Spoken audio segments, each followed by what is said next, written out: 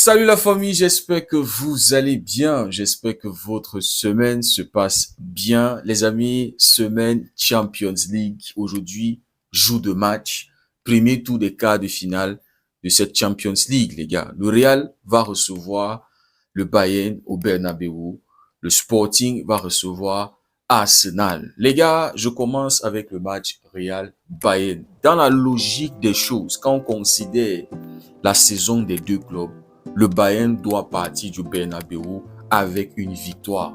Parce que le Bayern, c'est le club le plus régulier cette saison en Europe, les gars, comparé au Real Madrid. Mais le truc, c'est que, les amis, dans le football, et surtout quand tu joues contre le Real Madrid, la logique, souvent, ne tient pas, les gars. Si tu étais arrivé au Bernabeu, ils ont perdu là-bas 3-0, même pas un but. Le Real était allé au Etihad Stadium. Les ont battus là-bas 2-1. Bernardo Silva, carton rouge en premier mi-temps. Vous voyez, avec le Real Madrid, surtout en Champions League, comme je disais, il n'y a pas de logique qui tient. Ils peuvent être nuls collectivement, mais le Real Madrid, les gars, tu ne les enterres pas facilement en Champions League. Tu ne les enterres pas facilement en Champions League, les gars. On peut aussi attribuer que contre City, il n'y avait pas Kylian, il n'y avait pas Jude Bellingham. Il y avait un vrai collectif. C'est ça. Le foot aujourd'hui, quand le collectif est bien, le résultat aussi va suivre, les gars. Mallorca était meilleur collectivement que le Real Madrid. Mallorca a battu le Real Madrid.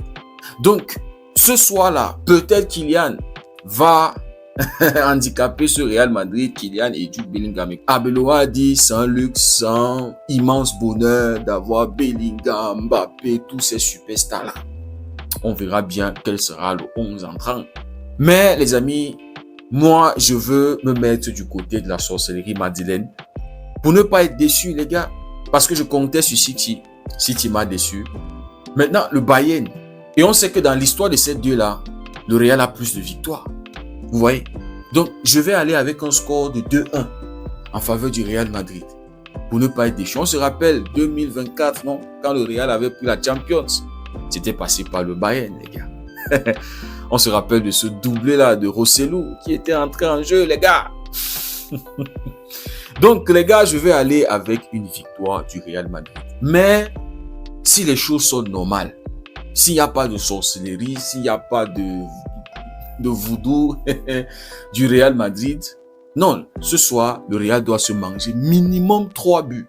Harry Kane est de retour. On ne sait pas dans quelles conditions il est. S'il va être titulaire, je pense qu'il va être titulaire, mais dans quelles conditions? C'est ça le truc. De l'autre côté, tu as un Kylian qui est critiqué et qui doit répondre.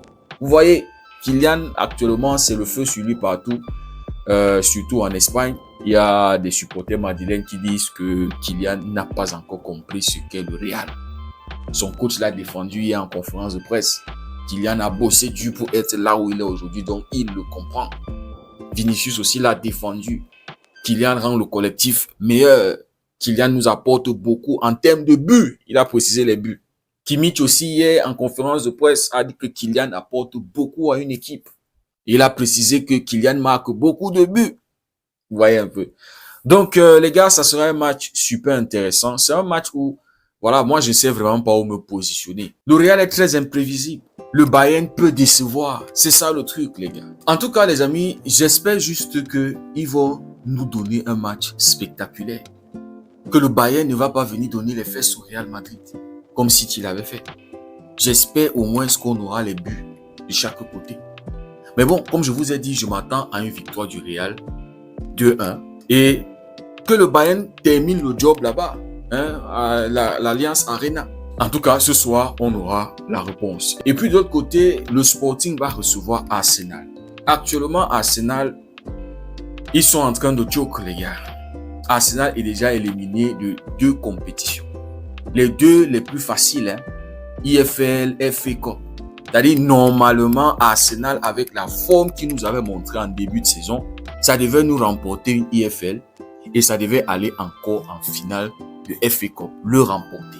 Mais Arsenal déjà éliminé dans 2 compétitions. Maintenant, ils sont en train de miser sur la Premier League et la Champions League. Arteta a dit en conférence de presse qu'ils ont plus faim. C'est-à-dire, aujourd'hui, là, ils vont bouffer le Sporting Lisbonne. C'est-à-dire, ils veulent se venger, ils veulent réparer les 2 défaites contre City, contre Southampton, les gars. Southampton qui est en D2. Non, les gars, franchement, Arsenal, c'est déjà décevant, les gars. Et j'ai peur que Arsenal termine la saison sans trophée. Parce que là où City, là où ils ont donné le mental à City, non, les gars, City qui a déjà un trophée, City va venir le chercher en championnat. Je vous assure, on va se régaler cette fin de saison en Premier League. Donc, Arsenal sort de 2 défaites choquantes. Vraiment choquantes. Et maintenant, on verra comment est-ce qu'ils vont réagir en Champions League. Eux qui avaient terminé premier de la phase de championnat. Donc, ils vont affronter un Sporting qui est dans une bonne dynamique, les gars. On se rappelle de la remontada du Sporting à domicile contre Bodo Glimt. Le Sporting qui avait encaissé 3 au match aller, match retour avait marqué 5 buts. C'est un stade où, voilà, ils sont capables de rendre l'impossible possible. Et avec ce momentum-là, les gars, et aussi sachant que Arsenal a été touché 2 fois, je pense que quelque part, le Sporting se dit, il y a un coup à jouer. On peut battre Arsenal. C'est pour ça que moi, je vais aller avec une victoire du Sporting ce soir, les gars. Je pense que ce soir, Arsenal va encore perdre. Pour moi, le meilleur scénario pour Arsenal, c'est le match nul. Je ne vois pas le Sporting perdre ce soir. En plus du fait que Arsenal a été touché mentalement lors de ces 2 derniers matchs, il y a 2 titulaires qui sont blessés et seront absents pour ce match. Bukayo Saka et Timber. Donc les gars, moi je m'attends à une victoire du Sporting ce soir. En fait, ça va être un match super intéressant. Ça va être un match ouvert. Le Sporting va vouloir maximiser ses chances à domicile puisqu'ils nous ont montré qu'ils sont capables de marquer autant de buts à domicile. Et à l'extérieur, ils sont capables de ne pas marquer. Comme on l'avait vu quand ils étaient allés à Bodo Glimt. Ils sont capables de perdre lamentablement. Donc, mon pronostic, c'est 3-1 en faveur du Sporting, les gars. Oui.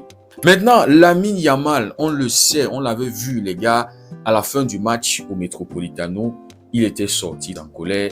Il n'avait même pas serré la main à Antiflick. Et Antiflick lui avait demandé c'était quoi le problème.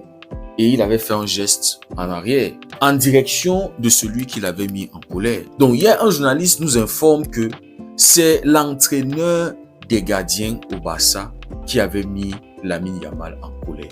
Monsieur José Ramon Cota de la Fuente.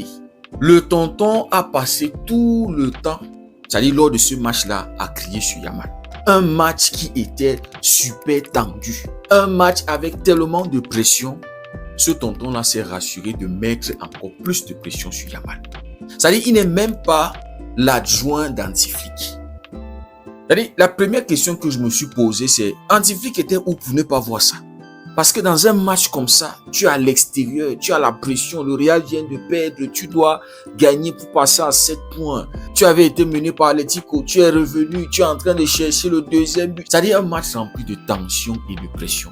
Et puis tu as un tonton, au lieu d'alléger cette pression, le gars va mettre la pression sur Yamal. Yamal qui a déjà tellement de pression, avec l'absence d'un Rafinha.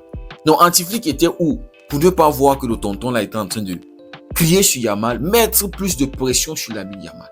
Et le Yamal dans ce match qui se faisait insulter par les supporters d'Atlético. Le Yamal qui n'arrivait pas à marquer de but, qui n'arrivait pas à avoir de passe décisive. Atlético était réduit à 10, ils avaient garé le bus, il n'y avait pas d'espace.